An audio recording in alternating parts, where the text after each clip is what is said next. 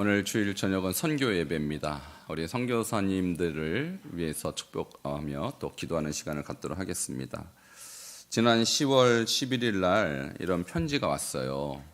우리 필리핀의 여러분 황광익 선교사님 기억하시죠? 우리 선교사님이 편지가 왔는데 이런 내용입니다. 여러 가지 내용이 있지만 그 필리핀은 8월 9월쯤 되면 우리나라로 태풍이 오지 않습니까? 근데 거기는요 태풍이 시리즈로 와요. 너무너무 많이 오니까 뉴스에 태풍 불었다면 필리핀이 첫 번째로 뉴스에 뜨죠. 그러니까 우리 필리핀에 계신 우리 선교사님 교회들이 태풍 한번 지나가면 지붕이 다 날아가 버려요. 지붕이. 그래서 그 지붕 수리를 하려고 하는데 이제 보통 태풍이 끝나면 10월이나 11월쯤 된다고 해요. 네, 그때쯤 되면 모든 교회가 다 지붕을 수리하는 거예요. 근데 해마다 수리하려니까 얼마나 힘들고 비용이 많이 들겠어요.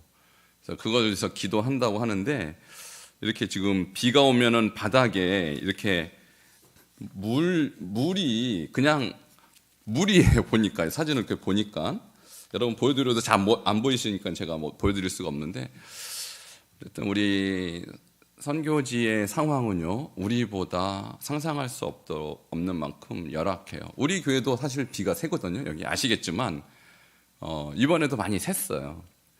근데 이제 양동이 갖다 놓으면 해결이 되는데 우리 교회는 그리고 우리 이제 또 바르면 해결이 되는데 이런 데는 지붕 자체를 갈지 않으면 해결이 안 된다는 거죠.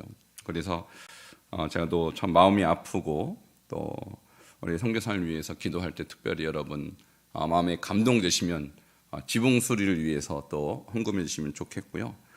또 이번에 우리 목장들이 이제 1년을 결산하면서 보니까 비용들이 조금씩 남았더라고요.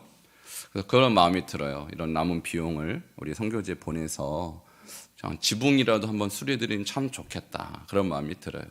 여러분 동의하십니까? 우리 목자님들 동의하셔야 돼요. 동의 안 하면 제 마음대로 할 수 없잖아요. 자, 그렇게 하면 참 좋겠다는 생각이 듭니다. 우리 선교라는 것은요, 제가 지난 한 2달 전인가 선교적 교회라는 주제로 한번 말씀을 드렸어요. 여러분, 교회 5대 사명이 뭐라고 그때 들었는데 기억나세요? 교회 5대 사명. 기억이 안 나야 제가 또 해먹죠. 여러분 다 기억하면 제가 할 말이 없어요. 자, 첫 번째가 뭘까요? 예배, 그죠? 예배. 자, 그리고 두 번째가 뭘까요? 예, 봉사, 코이노니아, 디아코니아. 지금 여러분 디아코니아 하고 계시잖아요. 디아코니아. 세 번째가 교제, 코이노니아. 그리고 네 번째가 교육이에요. 우리 아이들 교육하죠. 우리 어른들도 바이블 칼리지 제가 교육하죠. 그 교회 의무고 사명이에요. 그리고 다섯 번째가 바로 선교. 근데 선교적 교회란 뭐냐? 이 5가지를 균형 있게 하는 교회가 선교적 교회가 아닙니다. 지금까지는 많은 신학자들이 이 5가지를 균형 잡게 해야 건강한 교회라고 생각했어요. 그런데 선교적 교회는 뭐냐? 이 4가지가 오직 한 가지 목적을 향해 가는 거예요. 그것이 뭐예요? 선교를 위해서. 자, 예배도 예배의 결과로 무엇을 해야 돼요? 선교. 교육도 교육의 결국 뭘로 가야 돼요? 선교. 봉사도 봉사의 결과로 맨 마지막에 어디 가서 해야 돼? 봉사를? 선교지 가서. 교육도 교육의 결과로 내가 잘 배우고 머리 커지는 게 아니라 결국 뭐 해야 돼요? 선교. 이것이 선교적 교회예요. 근데 오늘날 교회들이 5가지를 골고루 해요. 다 중요하죠. 다 중요해요. 예배 안 드리고 어떻게 우리가 교회가 지속이 되겠습니까?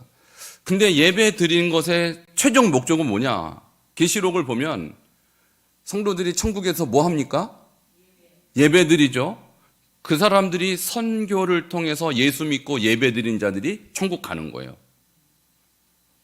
그러니까 우리 교회가 존재하는 목적은 예배가 아니에요. 여러분 이 자리에 와서 예배 드리고 가는 것이 여러분의 존재 목적이 아니라는 거예요. 결국은 예배 드린 자는 다시 교회 밖으로 흩어져야 돼요. 흩어져서 뭐 하셔야 됩니까? 선교. 그러니까 국내에 있으면 전도, 해외로 나가면 선교. 그러니까 우리 교회 예배자들이 있다면 이 예배자들은 여기에서 끝나는 것이 아니라 다음 스텝이 선교라는 거예요. 그래서 가정에서 선교하시기 바랍니다. 그리고 직장에서 선교하시기 바랍니다. 더 나아가서 민족과 열방을 향하여 선교하셔야 하는 것입니다. 자, 이것을 주님이 기뻐하세요. 그리고 이 선교적 교회의 모델적 교회로 사도행전 13장에 안디옥 교회가 나오죠. 그리고 안디옥 교회가 선교사를 파송합니다. 놀랍게도 그 교회에 담임 목사와 부목사를 아닙니다. 어떻게 보면 두 명의 담임 목사라고 볼 수 있죠. 바나바와 바울이니까 누가 담임이고 부목사라고 할 수 없을 만큼 두 사람의 비중은 똑같았어요. 그만큼 탁월한 두 명의 지도자를 선교사로 보냅니다. 그리고 오늘 우리가 읽은 이 본문이 두 선교사가 선교지에서 겪은 스토리예요. 자, 그래서 13장과 14장은 바울과 바나바의 1차 전도 여행을 다룹니다. 근데 그 1차 전도 여행을 스토리를 쭉 보면 그들은요, 전도 여행을 한 게 아니라 전도 사역을 했어요. 우리가 지금 전도 여행이란 말이 많이 이렇게 익숙해지는데 여행은 노는 거죠, 사실은. 근데 이분들이 놀러 간 게 아닙니다. 전도 사역을 했어요. 그 여정을 보면서 그분들은 어떤 대가를 감당했고, 그리고 그 두 선교사를 위해서 안디옥 교회도 동일한 마음으로 같은 대가를 치렀다는 사실을 우리가 볼 수 있습니다. 자, 먼저 그분들의 선교 사역지의 여정을 제가 그림으로, 지도로 여러분께 보여드리도록 하겠습니다. 기간은 AD 46년부터 48년, 약 2년간이고요. 사도행전 13장과 14장에 걸쳐서 이렇게 기록이 되어 있습니다. 자, 출발지는 어디였을까요? 안디옥. 왜냐면 안디옥 교회가 파송했으니까. 자, 근데 안디옥에서 출발했는데 안디옥은 내륙 쪽에 있었기 때문에 그들이 배를 타러 어디로 갔을까요? 다음 장면이 보면 실루기아라고 나오죠? 여기까지 걸어가서 여기서 배를 타고 드디어 선교를 떠납니다. 근데 첫 번째 선교지는 어디였냐면 구브로라고 합니다. 구브로는 지금도 키프로스라는 나라가 있어요. 자, 구브로는 누구의 고향인지 혹시 아세요? 저기 써놨네요. 바나바의 고향이에요. 바나바의 고향. 그래서 바나바는 구브로의 부자였습니다. 그래서 바나바가 땅을 사도들 앞에 내놓죠. 이 사도행전 4장에 보면. 근데 그 땅 유적지가 지금도 있는데 서울만 해요. 그러니까 바나바는요, 갑부집 아들이었어요. 근데 그가 주를 위해서 땅을 다 바치고 이제 선교사로 헌신하는 것입니다. 자, 근데 구브로에서도 몇 군데를 들리는데 첫 번째가 살라미라는 곳입니다. 자, 살라미에 갔다가 두 번째 행선지가 구브로 안에 있는 또 다른 지역인데 이름이 조금 특이해요. 바보에 도착했어요. 근데 저건 좀 번역상에 약간 오류가 있어요. 사실 영어로는 파푸스인데 그거를 한국말로 바보라고 번역을 했어요. 어감이 안 좋은데 그냥 파푸라고 번역했으면 더 좋을 뻔했어요. 제 생각엔. 어쨌든 한국어로 성경에는 바보라는 도시에 도착을 했는데 여기에서 유대인 회당에서 전도를 했는데 그 중에서 그 지역의 총독 서기오 바울이라는 사람이 이 두 선교사의 전도를 듣고 예수를 믿으려고 했는데요. 거기에는 거짓 선지자가 있었습니다. 이 사람이 예수 믿는 것을 방해하는, 이제 선교에 있어서 우리가 지불해야 될 대가로서 거짓 선지자, 거짓 영, 사탄의 방해를 우리는 거듭 싸워야 하는 것을 알 수가 있어요. 자, 사도행전 13장 6절이 이 거짓 선지자의 방해에 대한 이야기입니다. 함께 6절 읽도록 하겠습니다. 13장 6절 시작. 온 섬 가운데로 지나서 바보에 이르러 바 예수라 하는 유대인 거짓 선지자인 마술사를 만나니. 자, 8절 계속 읽겠습니다. 시작. 이 마술사 엘루마는 이 이름을 번역하면 마술사라. 그들을 대적하여 총독으로 믿지 못하게 힘쓰니. 자, 바나바 바울이 전도를 하니까 그 지역의 총독이니까 얼마나 높은 사람이에요. 정치 지도자가 예수 믿으려고 하니까 그 지역의 거짓 선지자가 못 믿게 방해를 했다는 거예요. 여러분, 우리가 전도할 때 사탄도 쉬지 않습니다.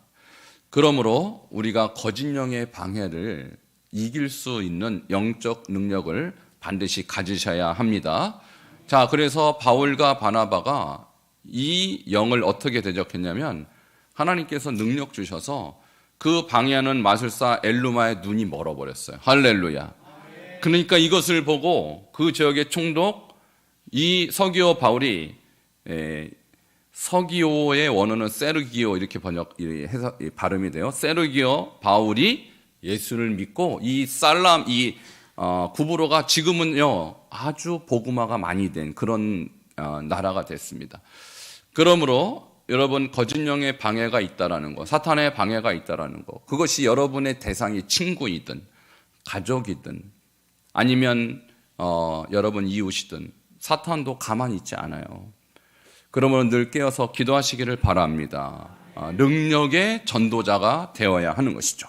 이것이 우리가 전도할 때 극복해야 될 첫 번째 대가입니다. 두 번째, 자, 이제 다음 행선지가 버가, 밤빌리아의 버가라는 곳으로 이동합니다. 그림 띄워주세요. 자, 이제 섬에서 배를 타고 육지로 올라가요. 저 지역은요, 지금의 터키 남부 지역이에요. 근데 저기에 버가라는 곳까지 해안에서 가려면 130km를 걸어갔어야 돼요.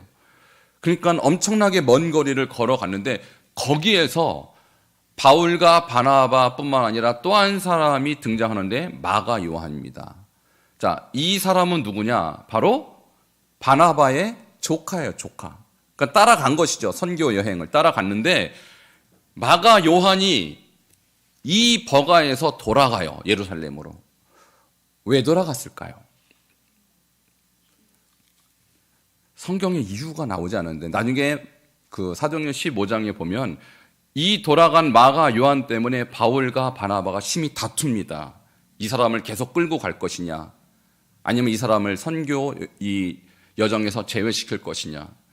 결국 바울과 바나바가 이 마가 요한 때문에 흩어져요. 사역을 각자 따로 합니다. 아주 큰 문제를 일으킨 사람이에요. 근데 성경에는 왜 이 사람이 돌아갔는지 포기했는지 알 수가 없지만 많은 학자들이 이렇게 말합니다. 자, 해안에서 버가까지 몇 킬로라고 그랬어요?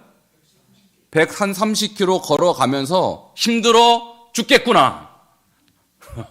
여러분 130km 걸어가 보셨어요? 10km는 걸어보셨어요? 10km는 걸어보셨네요. 저는 한 10km 정도 뛰어봤습니다. 죽을 뻔했습니다. 힘들어서. 근데요, 130km, 말이 130km지. 그걸 걸어가니 이 인내심이 없는 마가 요한이, 저 때 아마 마가 요한이 나이가 그래도 30대 초반쯤 됐을 거예요. 근데도 힘들어서 나 못 가겠다고 포기한 거예요. 중도 포기. 제가 청년 때 제 교회 친구들하고 지리산을 갔습니다. 여름에 지리산을 갔는데 그중에 한 친구가 중간에 낙오가 됐어요. 너무 힘들어 못 가겠다. 지리산 중턱에서 어떻게 해요? 얘를 두고 갈 수도 없고 데리고 갈 수도 없고 등치 큰 애를 어떻게 업고 갑니까? 내가 못 가겠다는 거예요. 아마도 그런 비슷한 상황이 아니었을까. 힘들어 못 가겠다. 여러분 힘들죠. 그리고 저 버가에서 앞으로 가야 될 행선지를 보면 다 산길이에요. 제가 저기 가봤어요. 터키에. 엄청나게 험난한 길들이에요. 거기엔 도적들이 나타나고요. 들짐승들이 우글거리는 곳이에요. 겁이 났겠어요, 안 났겠어요? 엄청나게 겁나죠. 그러니까 나 더 이상 못 가요 하고 도망가 버린 거예요. 자, 그것에 대한 설명이 사도행전 13장 13절입니다. 같이 읽겠습니다. 시작. 바울과 및 동행하는 사람들이 바보에서 배 타고 밤빌리아에 있는 버가에 이르니 요한은 그들에게서 떠나 예루살렘으로 돌아가고. 자, 왜 돌아가는지 설명은 없지만 그 지역을 가본 사람은 알아요. 고생길이에요, 고생길. 평탄한 아스팔트가 아니고 산길. 그리고 앞으로 갈 길은 더 태산과 같은 길이에요. 도저히 나는 못 가겠습니다. 이랬던 거예요. 여러분, 복음의 길, 선교의 길은요, 그냥 한마디로 생고생입니다. 생고생. 이것을 선교하는 교회, 선교사들, 선교의 사역자들은 대가를 지불해야 돼요. 마가는 지불하지 못했어요. 마가는 지불하지 못했어요. 포기했어요. 그러나 바나바와 바울은 포기하지 않았습니다. 여러분, 우리의 길도 마찬가지입니다. 여러분, 누구를 한 사람 전도할 때 얼마나 힘들어요. 말 듣습니까? 와, 그러면 오면 얼마나 좋아요. 안 와요. 잘 고생되죠. 또 전화해야 되죠. 찾아가야 되죠. 그래도 옵니까? 안 와요. 에라 모르겠다 하고 포기해버리죠. 대부분. 여러분, 그러시면 안 돼요. 그는 선교적 교회의 태도가 아니에요. 여러분, 힘들어도 끝까지 인내하시기 바랍니다. 고생이 당연한 것이죠. 고생 없는 인생이 어디 있습니까? 주일도 마찬가지입니다. 자, 이렇게 해서 두 번째 대가는 고생이었습니다. 자, 그리고 그들은 이제 이 버가에서 또 다른 도시로 이동하는데요. 그것이 안디옥입니다. 자, 안디옥이 두 군데 있는데 비시디아 안디옥. 자, 원래 출발지는 수리아 안디옥, 다른 안디옥입니다. 자, 여기에서 열심히 복음을 전하니까 많은 사람들이 복음에 반응했어요. 그리고 그 다음 주에 와서 또 가르쳐 주세요라고 이 바울과 바나바를 초대했어요. 근데 이것을 보면서 유대인들의 시기가 났습니다. 그래서 이 두 사람을 쫓아냅니다. 자, 이것이 사도행전 13장 49절에 있습니다. 함께 보도록 하겠습니다. 시작. 이에 유대인들이 경건한 귀부인들과 그 신의 유력자들을 선동하여 바울과 바나바를 박해하여 그 지역에서 쫓아내니. 아멘. 결국 바나바와 바울의 이 선교 여정을 보면 처음에는 잘 풀리는 듯 했어요. 근데 가면 갈수록 강도가 세지죠. 네, 처음에는 그냥 고생 정도. 근데 지금은요, 박해와 쫓겨남을 당해요. 그들이 감당해야 될 대가가 점점점 강도가 세져요. 자, 여기에서 끝나지 않습니다. 그래서 어떻게 하냐면 이제 바울과 바나바가 이 안디옥을 떠나서 또 다른 곳으로 가는데 그것이 이고니온이라는 지역으로 또 이동합니다. 여기에서도 많은 사람이 믿었다고 그랬어요. 허다한 무리가 믿었다고 그랬어요. 근데요, 유대인들이 이 바울과 바나바에게 또 시기가 나서 이번에는 쫓아내는 것이 아니라 돌로 쳐 죽이려고 그랬어요. 자, 그것이 사도행전 14장 5절입니다. 같이 읽겠습니다. 시작. 유대인들과 그 관리들이 두 사도를 모욕하며 돌로 치려고 달려드니. 자, 아까는 쫓겨났죠? 박해를 받고 쫓겨났는데 이번에는 모욕하며 돌로 치려고요. 서서히 강도가 세지는 거예요. 이제는 급기야 생명의 위협까지 받습니다. 여보지, 이것이 선교의 대가예요. 이것이 무섭거나 이것이 두려웠으면 바울과 바나바도 여기까지 하고 돌아왔을 거예요. 근데 그 두 사람은 포기하지 않습니다. 자, 이고니온에서 박해를 받고 죽음의 위협에 빠져드니까 자리를 옮겨서 계속 복음을 전합니다. 그것이 루스드라예요. 자, 다음 주제를 보면 이제 루스드라에서 복음을 전하니까 역시 많은 사람들이 바울과 바나바의 전도를 듣고 예수를 믿기 시작하는 거예요. 근데요, 아까 안디옥과 이고니온에서 바울을 박해하려고 했던 사람이 루스드라까지 원정 와서 이 두 사람을 돌로 칩니다. 이번엔 치려고 한 게 아니라 돌로 쳐 죽입니다. 자, 그것이 오늘 본문인 19절이에요. 19절 같이 읽겠습니다. 시작. 유대인들이 안디옥과 이고니온에서 와서 무리를 충동하니 그들이 돌로 바울을 쳐서 죽은 줄로 알고 시외로 끌어내치니라. 자, 아까 안디옥과 이고니온에서 많은 사람들이 예수를 믿으니까 유대인들이 그들을 박해하고 쫓아내고 돌로 치려고까지만 했는데 이번엔 아예 돌로 던져버렸어요. 여러분, 유대인의 형벌 중에 이런 것이 있습니다. 신성모독죄. 하나님을 모독하면 돌로 쳐 죽이는데 그 돌이 어떤 크기가 얼마나 했을까요? 제 머리만 했을까요? 제 주먹만 했을까요? 아니에요. 그냥 자갈만한 돌을 계속 던지는 거예요. 계속. 언제까지? 죽을 때까지. 왜 큰 돌 안 던지고 작은 돌을 던질까요? 그렇죠. 너 한번 당해봐라. 여러분, 이것을 지금 바울이 맞은 거예요. 어디에서? 지금 이 도시가 바로 루스드라에서. 그것도 원종 온 사람들한테. 그러니까 그 돌을요, 그렇게 맞아서 죽을 정도면 수천 번을 맞아야 되는 거예요. 그리고 죽은 줄 알았다, 이 말은요, 죽을 만큼 많이 맞은 거예요. 유대인들이 한두 번 던져봤겠어요?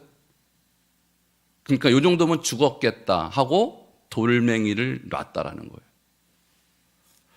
사실상 바울은 여기서 순교한 겁니다. 사실상. 그러니까 복음의 길이라는 게 처음에는요, 그냥 영적 방해 정도, 사단의 방해 정도.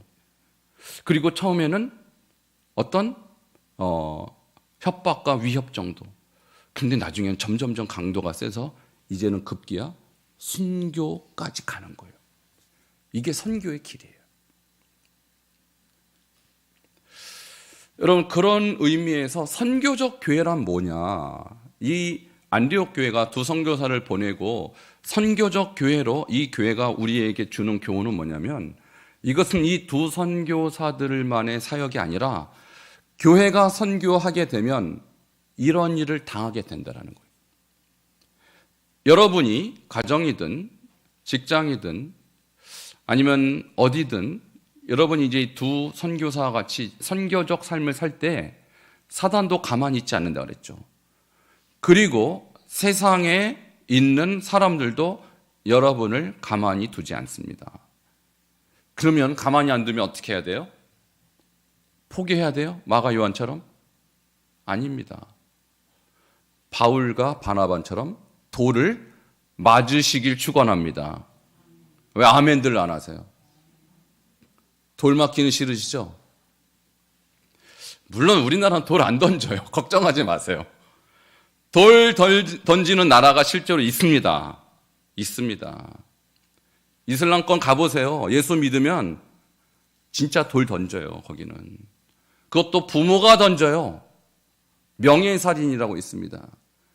제가 전도했던 친구도 집에서 죽이려고 해서 도망간 거예요. 우리 가문에 이슬람이라는 다른 종교가 들어올 수 없다. 부모가 죽여도 그 사람들은 죄가 아니라고 생각해요. 저는 그런 지역, 그런 나라, 그런 현장에서 20년 살다가 한국 와보니까 한국은요, 너무 편하네요. 이거 뭐 예수 믿는 것 같지가 않아요. 뭐 예수 믿는다고 누가 돌을 던지나, 누가 박해를 하나. 너무 싱거워요. 그런데도 여러분 보면 힘들다 그런 거 보면 저는 이해가 안 가요. 저와 함께 가까운 중국 신장 갔다 오시겠습니까? 제가 거기 있다가 저희도 비자가 안 나와서 잠깐 한국 나왔다가 다시 다른 지역으로 돌아가서 제가 원래 사역했던 신장을 잠깐 방문했어요. 근데 거기에서 예수 믿는 우리 형제들이 이런 말을 합니다. 우리가 예배 드리는데, 가족끼리 예배 드리는데 공안들이 쳐들어와서 우리 집안의 제일 어른 감옥으로 끌고 갔다는 거예요. 가족끼리 예배 드리는데도. 여러분, 그런 나라에서 예수 믿기가 쉽겠습니까? 아니, 우리나라는요, 예수 믿는다고 누가 경찰이 끌고 가기를 하나. 누가 돌을 던지기를 하나. 근데 예수 믿는 게 그렇게 힘드세요, 여러분? 저는 이해가 안 가요.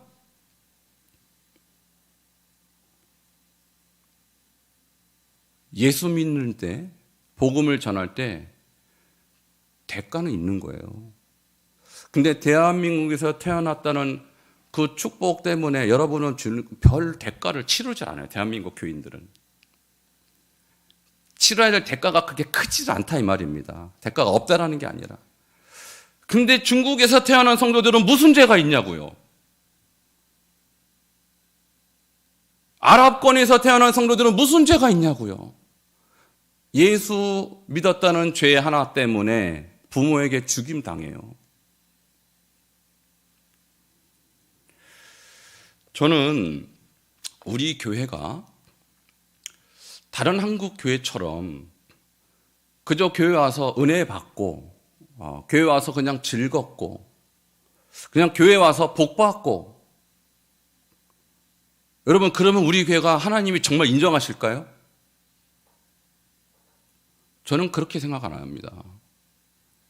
하나님은 우리를요 선교적 공동체로 부르셨다 그랬잖아요. 그러면 지금 최초의 선교적 교회가 간 길을 우리 교회가 가야 돼요. 아멘이십니까? 그 길을 거부한다. 저는 여러분을 선교적 교회 교인이라고 볼 수가 없어요. 예배적 교회는 되겠죠. 아니면 친교적 교회는 되겠죠.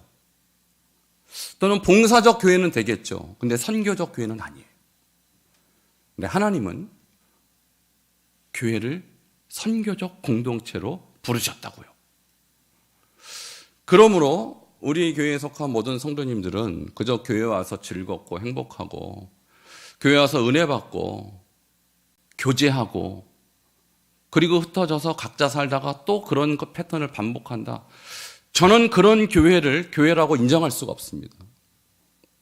초대교회부터 지금까지 하나님이 정말로 사랑하신 교회, 하나님이 정말로 인정하시는 교회는 그런 교회가 아니에요. 대가를 지불한 교회예요.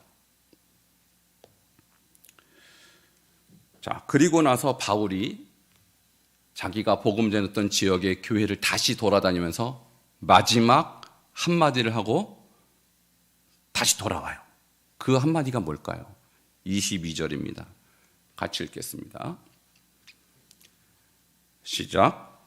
제자들의 마음을 굳게 하여 믿음에 머물러 있으라 권하고 또 우리가 하나님의 나라에 들어가려면 많은 환난을 겪어야 할 것이라 하고. 아멘. 자, 하나님 나라에 들어가려면 뭘 겪어야 돼요? 많은 환난을 겪어야 할 것이라. 이것을 자기가 돌아오는 도시마다 그 지도자들에게 똑같이 세 도시에서 똑같이 얘기합니다. 힘드니까 박해가 있으니까 도망가라 이렇게 말 안 해요. 우리가 하나님 나라에 들어가려면 많은 환난을 겪어야 할 것이라. 또 다른 도시에 가서 우리가 하나님 나라에 들어가려면 많은 환난을 겪어야 할 것이라. 아멘이십니까? 그럼 바울이 오늘날 살아와서 반석중앙교회 선교예배 강사로 오셨다. 뭐라고 말할 것 같아요? 하나님 나라에 들어가려면 많은 환난을 겪어야 할 것이라. 할렐루야. 그러니까 최초의 선교적 교회의 선교사였던 바울이 돌아다니면서 자기가 세웠던 지역의 교회 리더들에게 준 메시지예요. 저도 똑같아요. 우리가 하나님 나라에 들어가려면 예수 믿어야 하겠죠. 근데 예수 믿는 것은요, 대가가 따른다라는 거예요. 무슨 대가요? 많은 환난을 겪어야 하는 대가라는 거예요. 그것이 싫으세요, 여러분? 왜 대답들이 없으세요? 좋으세요? 좋진 않겠죠. 근데 그것을 받아들여야 돼요. 그것이 좋지는 않지만, 즐겁지는 않지만 선교적 교회란 그 고생과 환난을 받아들여야 하나님 나라에 들어갈 자격이 주어지는 거예요. 천국은요, 예수 믿으면 간다. 맞아요. 근데 그 믿으면 안에 뭐까지 들어가 있어요? 환난. 그래서 믿음은 인내예요. 믿음은 신실함이에요. 믿음은 충성됨이에요. 환난이 온다고 도망가거나 그러지 않는다라는 거예요. 자, 세 도시 어느 도시를 거치면서 이 말을 했는지 다시 한번 볼까요? 다른 도시에 돌아오는 길에 루스델에 들어가서 하나님 나라에 들어가면 많은 환난을 겪어야 할 것이니라. 그 다음 도시 이고니온으로 돌아오면서 하나님 나라에 들어가면, 따라하세요. 하나님 나라에 들어가려면 많은 환난을 겪어야 하느니라. 또 돌아오는 길에 안디옥에 들려서 뭐라고 말했을까요? 따라하세요. 하나님 나라에 들어가려면 많은 환난을 겪어야 하느니라. 정리하겠습니다. 선교적 교회가 치러야 될 대가 5가지. 첫 번째, 거짓 영의 방해, 환경적 고생, 박해와 쫓겨남, 모욕과 생명의 위협, 환난. 근데 그 환난은 심지어 순교를 당하는 환난을 말하는 것입니다. 우리 교회에서 지금 후원하고 기도하는 12지역 12선교사님들 명단 잠깐 떼어주세요. 자, 필리핀의 정윤관 선교사님, 또 황광희 선교사님, 권성재 선교사님, 키르기스탄의 윤덕기 선교사님, 타직스탄의 박동행 선교사님, 인도의 윤석호 선교사님, 베트남의 한광엽 선교사님, 요르단의 안주현 선교사님. 여러분, 저기 키르기스탄, 타직스탄, 요르단 다 이슬람권입니다. 제가 말씀드렸던 그런 사건이 지금도 일어나고 있는 거예요. 인도도 힌두권은 기독교를 박해할 때 죽입니다. 예수 어서 믿으세요. 그런 말 안 합니다. 저기도 불태워 죽여요. 인도는 더 무서워요. 중국에 제가 섬겼던 장애인 아가페 장애인 교회, 또 미얀마의 글로벌 호프. 미얀마 아시죠, 여러분 지금 상황을? 그다음에 우리 스웨덴의 문창성 선교사님, 정정미 선교사님 지금 부정맥 수술 때문에 캄보디아에서 한국에 잠깐 들어가 계십니다. 자, 이분들의 하루하루의 삶이 어떤 삶이냐? 바로 그 5가지를 매일 겪는 거예요. 사단의 영적인 방해가 있습니다. 또 정치적인 협박이 있습니다. 심지어 목숨의 위협도 있습니다. 자, 그런 것을 다 겪는 것이 선교사의 삶이에요. 그럼 우리가 선교사를 위해서 기도한다, 후원한다 하는 것은 그저 나는 편안하게 있고 그분들은 거기에서 고생하세요, 이것이 아니에요. 이것이 아니에요. 여러분은 비록 저분들만한 고생과 환난을 겪지 않지만 똑같은 마음의 자세를 갖고 기도해야 합니다. 그리고 저분들 위해서 후원해야 합니다. 여러분이 저분들이 고생하는 것만큼 고생하라 소리는 안 하겠어요. 할 수도 없고, 대한민국은 그렇게 예수 믿는다고 고생할 나라 자체가 아니에요. 그렇다면 저분들이 힘들게 선교적 삶을 사는 것만큼 우리도 여기서 뭔가 대가를 치러야 돼요. 대가를 치러야 돼요. 그것이 그분들 위해서 눈물로 기도하는 것이고, 여러분 힘을 다하여 후원하는 것입니다. 가능하다면 선교제도 가봐야 돼요. 아직 코로나 때문에 우리가 가볼 수는 없지만 우리가 길이 열리면 함께 가서 전도하고 그분들 위로하고 격려하는 그런 시간이 왔으면 좋겠습니다. 함께